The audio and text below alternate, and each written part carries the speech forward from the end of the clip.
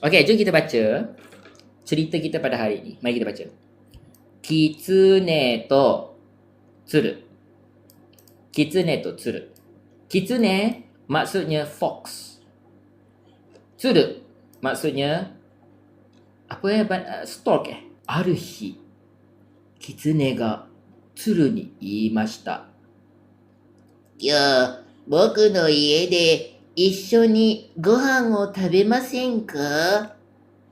Sorry, saya kena buat voice tu sebab ini cerita budak-budak kan.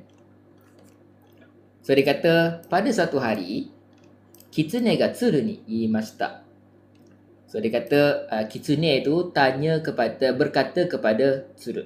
Dia kata kyo boku no ie de, hari ini dekat rumah saya. So boku ni maksudnya saya punya rumah, ie de issho ni bersama-sama. So tsu kecil, yo kecil. Issho ni sama-sama, gohan o tabemasen ka? Gohan dekat sini bukan nasi. Dia adalah meal. Dia kata tak nak makan sama-sama ke dekat rumah saya? Kata si kitsune tu. Happy lah si bangau ni tadi. Dapat makan free. Okay, jadi kita berbaca. Tsuru ga kitsune no ie ni kimashita. Teburu no ue ni osara ga arimasu. Kitsune ga iimashita. So, tabemashou. So dia kata burung bangau ni tadi kitsune no ie ni kimashita, telah datang, came tu rumah kitsune tersebut. So jadi bangau tu pun datang ke rumah kitsune. Dia kata teburu no ue ni osara ga arimasu. Ada pinggan. So sara is pinggan. Tapi osara kita letak o dekat depan tu, dalam bahasa Jepun kita sebut sebagai bikago. So bikago maksudnya pencantikan bahasa. Sebab bagi diorang sara ni, pinggan ni ada satu value, cultural value yang tinggi. Jadi orang Jepun letak o kat situ.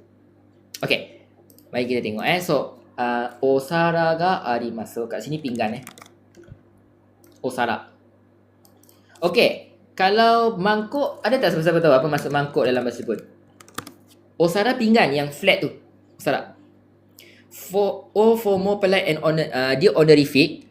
Tapi Yuki-san, O ni dia dalam kategori keigo. Keigo dia ada dua jenis. Dia ada bikago and sonkeigo. Iaitu keigo dan bikago. Mangkuk. I did not say that. I'm so sorry. I did not say that.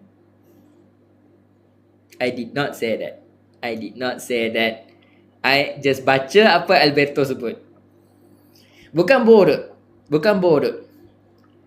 So dia kata teburu no ue ni osara ga arimasu. Ada pinggan di atas meja. So ue maksudnya atas. Kitsune ga iimashita. Maka bangau tu pun berkata, fox tu pun berkata, said. The fox said, sa ni macam pelawa. Sa tabemashou, jom makan. Kitsune wa osara no supu o nomimashita. Oishii. Kitsune tu kata, fox tu kata, osara no supu o nomimashita. Dia pun minum sup. Dalam pinggan itu. Dia pun kata oishii, sedap katanya.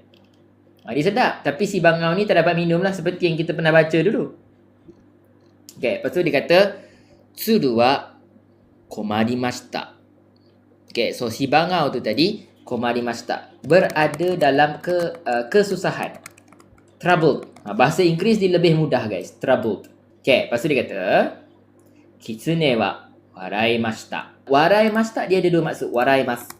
Waraimas satu maksud dia gelak, satu lagi maksud dia senyum. Okay, so dia kata tsugi no hi tsuru ga kitsune ni iimashita. Kino wa arigatou. Kyou wa watashi no ie de issho ni gohan o tabemasen ka? Keesokan harinya. So dia kata tsugi no hi, pada keesokan harinya, tsuru ga kitsune ni iimashita. Bangau berkata kepada si serigala ni tadi. Berkata, said. Kino wa arigatou. Dia kata, semalam Boleh sikit-sikit gitu. Bangau nak Fukushu ni, dia nak membalas dendam guys. So dia kata, Kino arigato. Semalam terima kasih, dia kata. Bagi saya sup dalam pinggan walaupun saya punya mulut panjang. Macam mana saya nak hirup saya tak tahu. Dia kata, Kyo wa watashi no ie de. Hari ini di rumah saya, so ie maksudnya rumah. Iye maksudnya tidak. Di rumah saya tak nak makan meal sama-sama ke? Gohang ni dia ada dua maksud. Maksud dia meal ataupun nasi. So macam mana nak tahu meal ataupun nasi? Kena tengok context of the sentence. Kitsune ga tsuru no ie ni kimashita. Teburu no ue ni tsubo ga arimasu. Tsubo no naka ni niku ga arimasu. Tsuru ga iimashita. Sa, tabemashou. Okay, tsubo tu apa? Benda lah ni. Ini tsubo. Ini tsubo guys. Pasu, tsubo.